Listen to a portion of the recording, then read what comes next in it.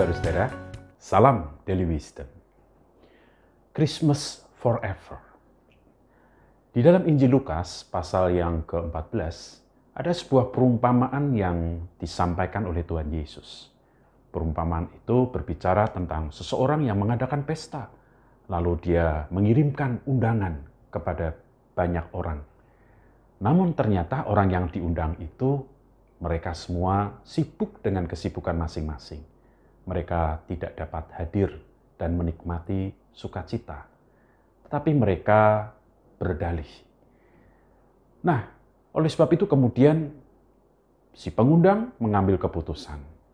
Mari kita undang orang-orang yang berada di pinggir jalan, orang-orang yang terlantar, untuk mereka menikmati sukacita di dalam pesta itu.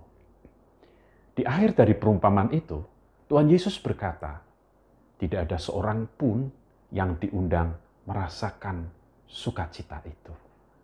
Karena mereka semuanya sibuk dengan kesibukannya, mereka berdalih. Nah, sobat-sobat, di dalam Injil Lukas mengatakan orang-orang itu berdalih dan tidak dapat hadir di dalam pesta itu. Nah, kalau kita korelasikan dengan Yohanes pasal 3 ayat yang ke-16, di situ dikatakan, karena begitu besar kasih Allah akan dunia ini, sehingga dia mengaruniakan anaknya yang tunggal, supaya setiap orang yang percaya kepadanya tidak binasa, melainkan beroleh hidup yang kekal. Di sini artinya yaitu bahwa berbicara tentang kelahiran Kristus, bicara tentang Christmas, itu adalah berbicara bagaimana sang terang itu berinkarnasi dalam rupa Yesus. Dan inkarnasi Allah itu mengundang manusia untuk masuk di dalam kebahagiaannya, untuk menjadi bagian di dalam terang itu. Tapi kenyataannya ada orang-orang yang kemudian mereka tidak dapat meresponi undangan itu. Mereka berdalih. Mereka masih hidup di dalam hatinya sendiri, di dalam keinginannya sendiri, di dalam keegoisannya sendiri. Hati mereka tetap berada di dalam hati yang lama. Mereka tidak mengalami pembaharuan hidup. Mereka masih menikmati manusia lama mereka.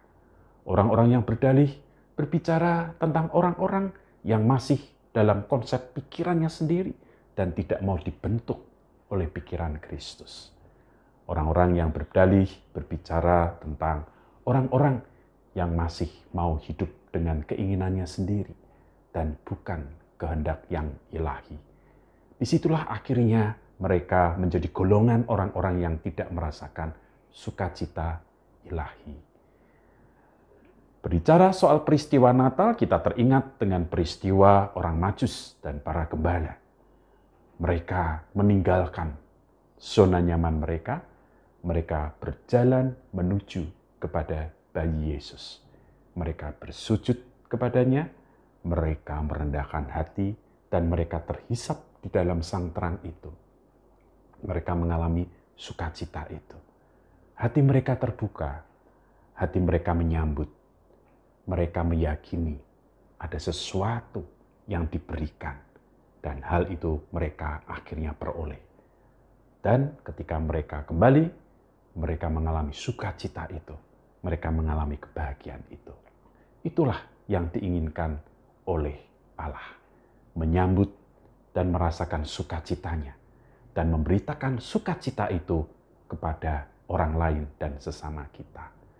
Oleh sebab itu, sobat-sobat Daily Wisdom, apakah kita menjadi golongan orang yang berdalih, atau kita menjadi golongan para gembala dan orang Majus ini? Golongan orang gembala dan orang Majus adalah golongan yang mau menyambut dan mau diubahkan.